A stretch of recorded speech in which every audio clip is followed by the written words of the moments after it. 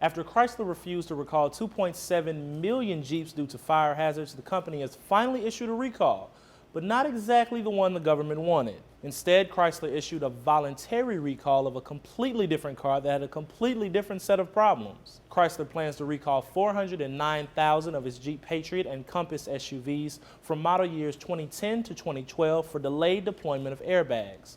It also plans to recall 221,000 Jeep Wrangler SUVs from 2012 and 2013 model years due to the potential of leaking transmission fluid. However, this action does not address the government's recall order at all. The National Highway Traffic Safety Administration requested Chrysler recall their Jeep Grand Cherokee, model years 1993 to 2004, and Jeep Liberty model years 2002 to 2007. At least 51 people have died in fiery crashes involving the older model Jeeps, according to the government, which says the problem is the fuel tank sits behind the rear axle, vulnerable to puncture. But Chrysler says the differences are, quote, statistically meaningless. According to USA Today, the Grand Cherokees had a rear crash fire death rate of just 1 per million registered vehicle years. The Liberty, 0.9, while other SUVs had rates of around 0.5.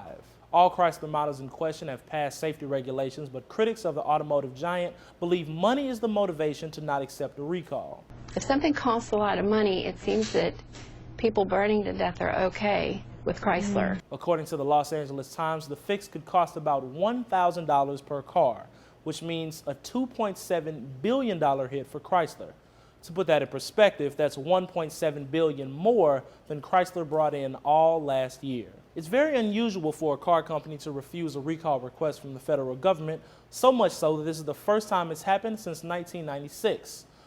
And if you're wondering who the culprit was back then, it was still Chrysler. For Newsy, I'm Jamal Andrews.